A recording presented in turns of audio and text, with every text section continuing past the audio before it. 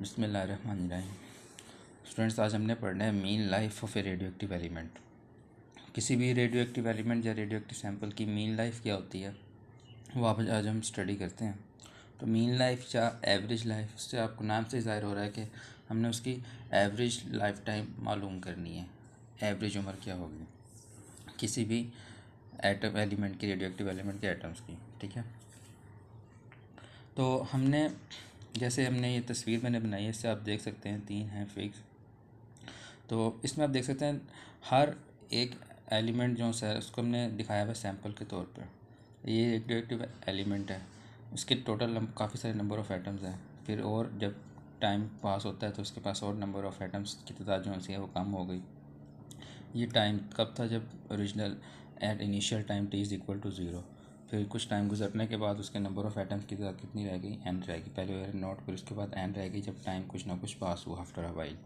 फिर उसके बाद जब कुछ और टाइम पास हुआ तो नंबर ऑफ़ एटम जो से थे वो और कम हो गए और इतने रह गए। ठीक है, तो नंबर ऑफ़ एटम हम कहते हैं वक्त गुजरने के साथ साथ कम होते रहते हैं। अब हमें एक चीज़ यहाँ पर देखने वाली है कि नंबर ऑफ़ एटम्स जो हैं वो किसी भी रेडियो एक्टिव एलिमेंट के सेम होते हैं। ठीक है, तो नंबर ऑफ़ एटम जितने भी हैं उसमें वो सेम होते हैं, तो उनका डीके कांस्टेंट भी सेम ही हो रहा होता है। ठीक है, लेकिन जो बात यहाँ समझने वाली है वो ये है कि हर एक एटम की जो लाइफ टाइम है वो डिफरेंट होती है। ये नहीं कि एक रेडियो एक्टिव एलिमेंट उसके तमाम एटम्स एक ही वक्त में उनकी लाइफ जो सी है वो सेम होगी, ऐसा नहीं हो सकता। बल्कि नंबर ऑफ़ एटम्स जो से हैं उनकी लाइफ टाइम जो है या लाइफ स्पैन जो है वो डिफरेंट होती है। जैसे आप इसमें देख सकते हैं, इस ग्राफ में, इस तस्वीर में देख सकते हैं। अब इसमें नंबर ऑफ़ एटम्स काफ़ी ज़्यादा हैं, तो जब कुछ टाइम गुजरा, वक्त गुजरने के साथ उसमें डिसइंटीग्रेशन हुई, डीके हुआ, तो नंबर ऑफ़ एटम्स थोड़े रह गए। तो इस तस्वीर में नंबर ऑफ़ एटम्स आप देख सकते हैं थोड़े से इससे कम हो गए। लेकिन अब नेक्स्ट तस्वीर देखो, फिर जब कुछ और टाइम गुजरता है तो नंबर ऑफ़ एटम्स मज़ीद कम रह जाते हैं और आधे हो जाते हैं। तो हम देख सकते हैं कि इस तस्वीर में जो जिन एटम्स की लाइफ टाइम है वो कम है निस्बत इसके।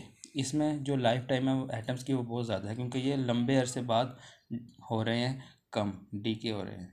तो हम कह सकते हैं कि जब कुछ एटम्स जो से होते हैं उनकी लाइफ टाइम काफ़ी ज़्यादा होती है और कुछ जो से होते हैं उनकी लाइफ टाइम काफ़ी कुछ कम होती है। तो हर एटम की जो लाइफ टाइम है वो डिफरेंट होती है। तो अगर हमने एवरेज लाइफ स्पैन या एवरेज लाइफ टाइम निकालनी हो एटम की, तो वो कैसे निकालेंगे? तो वो हम टोटल लाइफ जो सी है तमाम एटम्स की, उसको डिवाइड करने के टोटल नंबर ऑफ़ एटम्स है, तो वो हमें निकल आएगी इसकी एवरेज लाइफ टाइम या मीन लाइफ।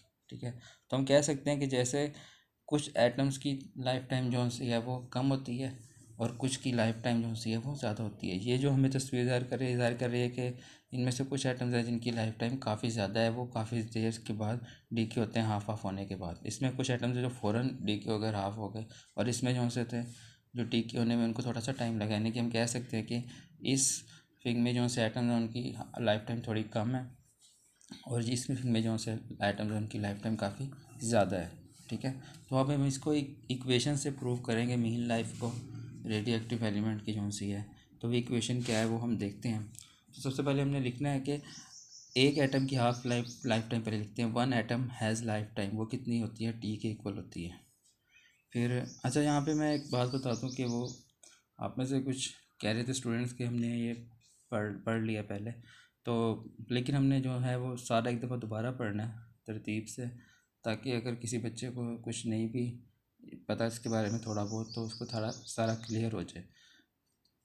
अगर किसी को पहले ये टॉपिक वैसे क्लियर भी है तो चलो अच्छी बात है, और रिवीजन हो जाएगी उनकी ये चीज़।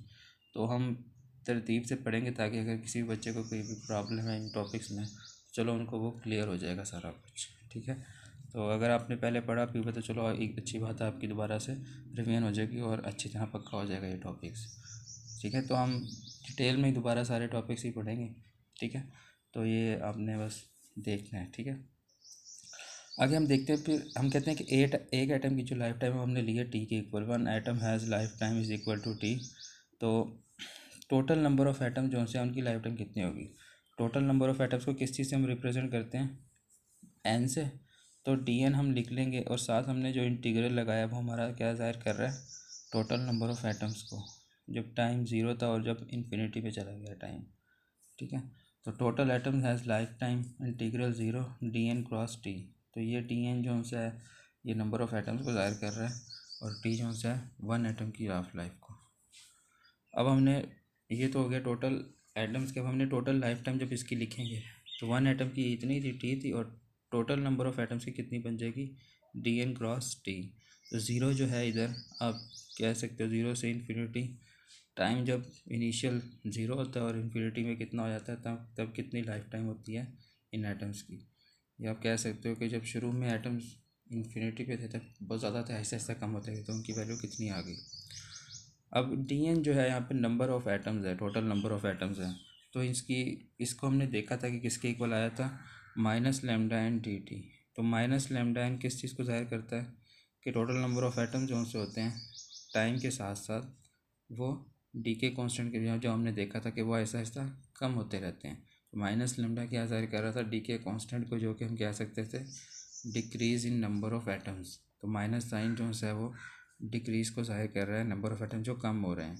और टाइम डी टी जो है वो टाइम ज़ाहिर कर रहा है with the passage of time, जितने नंबर ऑफ़ एटम्स डिक्रीज़ हो रहे हैं। तो इसको हम लिख सकते हैं डी एन क्रॉस टी को minus lambda N D T, minus lambda N D T into T.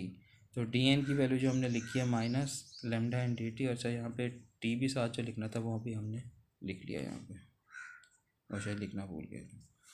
तो ये हमारी आ गई इक्वेशन टोटल लाइफ टाइम की। अब हम देखते हैं टोटल नंबर ऑफ़ एटम्स कितने हैं इसमें।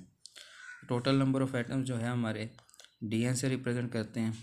तो टाइम 0 था तब कितने नंबर ऑफ़ एटम्स है, जो टाइम इन्फिनिटी पे चला गया तब कितने नंबर ऑफ़ एटम्स है।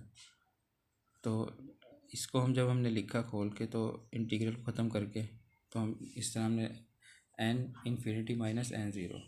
तो n इन्फिनिटी ज़ाहिर कर रहा है कि टाइम जब था इन्फिनिटी में तब कितने थे एटम्स, और जब टाइम इनिशियल था 0 तब कितने एटम्स थे। या n जो है नंबर ऑफ़ एटम्स को ज़ाहिर कर रहा है। आप इसको कह भी सकते हो कि ये टोटल नंबर ऑफ़ एटम्स बहुत सारे हैं, इन्फिनिट हैं, तो वो कितने थे, और जब आहिस्ता आहिस्ता कम होते होते जब 0 हो गए तब नंबर ऑफ़ एटम्स कितने हैं।